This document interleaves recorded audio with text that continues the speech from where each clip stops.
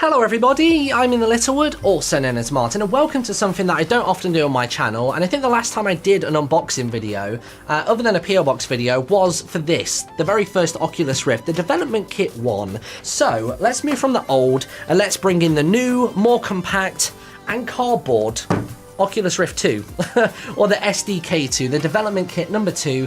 This isn't the consumer version. It's very likely to go and undergo another change, maybe even 2, before people can buy it. But let's take these off of the desk and we can start making the comparisons and show you what is inside the box. The first thing that we have inside of this box is the manual. Not going to make you read it, but there you go, DK2 on the front of it, Oculus logo on the back, all the info you need to know about setting it up, as well as the positional tracking camera. So before I show you the Oculus itself, I want to quickly explain the major difference between the two of them. The first major difference is this thing. This is a little webcam that you get with the Oculus now, and it basically allows for positional tracking. That means that if I move around in this physical space and this camera is watching me, it will know. It can be anything from a step forwards to a step backwards. So remember the Razer Hydra shooter that I did, and I had to actually have like a Hydra connected to my chest. Don't need that anymore. The Oculus does it itself. If I want to look around a corner like I did in the Minecraft survival games, I can legit do that now. I'm not having to press forwards and then actually like moving my head in order to do it. It's legit. I can sit on one spot and I can move physically forwards, turn my head, and the game will do the exact same thing. It's very cool. So all you have to do is pop this camera on top of your computer screen. You have to give it about 5 feet away, and that will actually watch you as you play. Now, it's not wireless, unfortunately. You do actually get these 2 brand new cables with it, which run into the Oculus itself and into your PC. So the first one, if you notice on the side of this, we've got 2 ports. We've got a mini USB port, and we've also got what looks like an optical port for an audio cable. So this is the first one. This one actually goes from the camera straight into the Oculus Rift itself. I'll show you where in a moment. So that's that one. The second cable is this one. So it's got the very weird end just there, if you can see that, kind of gold plated, and this end, this actually goes straight into your PC. So that is the camera stuff. So I'm going to stand this up, pop that there for a moment, and I can show you the Oculus Rift headset Development Kit 2, and it's very nice looking, isn't it? It's rounded off now, which is really cool. And remember the issue that I told you about a second ago where the cable was at the side and it would get in the way? Well, what they've done is they've kind of gone for this ponytail alternative, which I quite like. So the cables now for HDMI and USB actually run out of the top of the Oculus. They go over the head strap and they actually join into a cable tidy just there, and there's actually a little bit at the part where the head straps overlap, and you get this sort of T-junction, and it comes out the other end into a singular cable, and there you go. You've got this end here, and you've got your USB and your HDMI. Now, before you reach that, there's actually this middle ground. So I don't know if you remember this box from a second ago, this one. Take that and make it tiny, make it a babby one, and you've basically got this. So all you have to do with this box is let everything else run through it. You need the power supply to go into this end, so this little thing here powers the Oculus Rift headset, which is insane.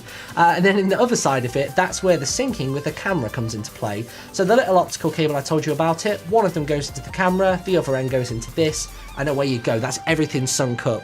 So once you've actually got it plugged in, you're going to want to press the power button, which before was located on the little box, whereas this time it's actually located on the headset itself. It's located right there. One thing I do want to check actually is with this cable going over the top, the Oculus Rift can be a bit like painful to wear after a while, and I'm wondering if this is going to make things worse, if it's actually going to reduce the amount of time I want to spend wearing one. So I'm just going to quickly pop this on because I want to see if I can actually feel it or not. I can't imagine I will be able to because it is independent to the strap. It just rests above it.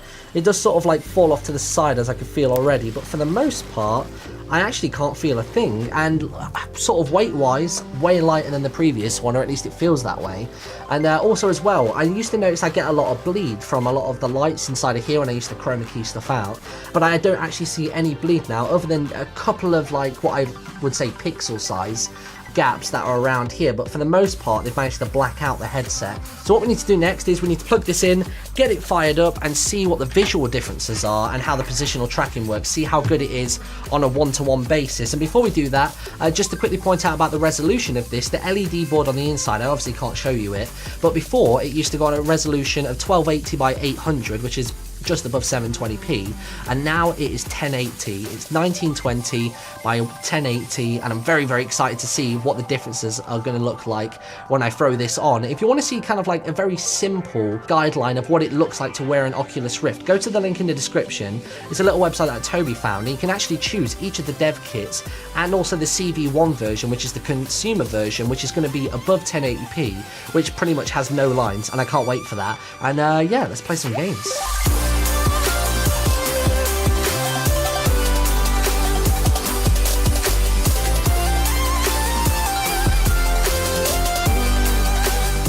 Okay, so here we are inside of the Oculus Rift. We are on 1080p, and we are inside something known as Red of Paws, and I always forget the name of the title. It's something like Crazy Super Adventure or something like that, and it's the same person that actually created that thing and that thing and that thing and that one and that one and that one and that one, but not that one there. Can you see this? This is Howl's Moving Castle. I'm actually looking in as well. This is the thing about positional tracking. Like I said, it can work out where you are in a space because of the camera, and I can actually look in closer, and I can look around corners and stuff, and this is very, very, very cool. Just looking in, and it looks fantastic. So, so good.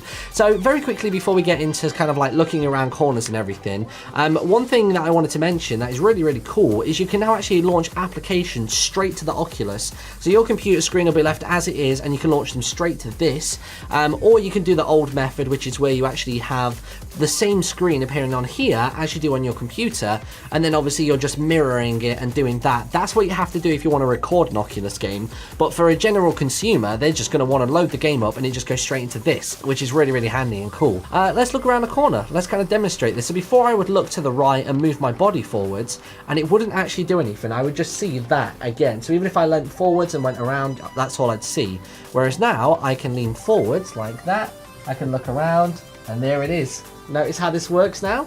Not pressing any arrow keys, not doing anything fancy like that. I'm just looking around the corner and it's working perfectly. Oh look, there's Red of Paw. There you go. It's the same video that he actually has on his Kickstarter, and that is a very peculiar clock.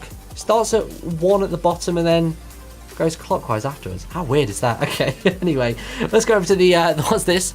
A Tom Cruise poster and The Matrix, of course. So yeah, if I want to kind of get down onto these fishers level, I can do that. I can crouch down, I can have a little closer look at them. Oh, you're noticing a little bit there. See how it's going out of camera range?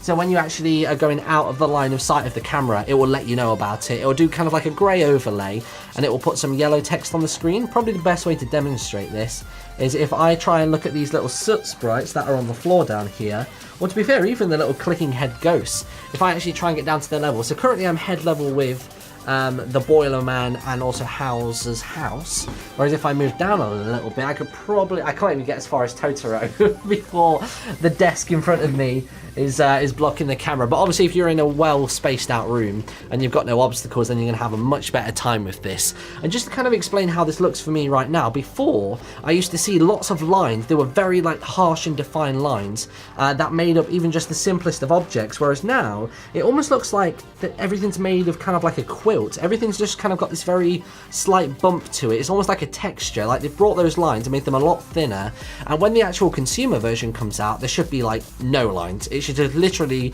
as if you were looking through a window and that was all that you would see. So I'm quite excited for that, and I like that because you can lean, they've actually put the city lights, or at least on this side, a little bit out of the view range as well. That's good. I like that. So there we go. Let me know what you reckon in the comment section below. This is the brand new Oculus Rift. I'm very, very excited to have it. And as more games and more game developers as well get a hold of SDK 2, it means that way more stuff is going to be coming out for it. And we're that one step closer to getting the consumer version, which all of you can buy, and it's going to be amazing. So thank you very much for watching, everybody. Hopefully this was a pretty good unboxing and a nice little comparison between the two devices. And I'll see you all in a little bit. Bye-bye!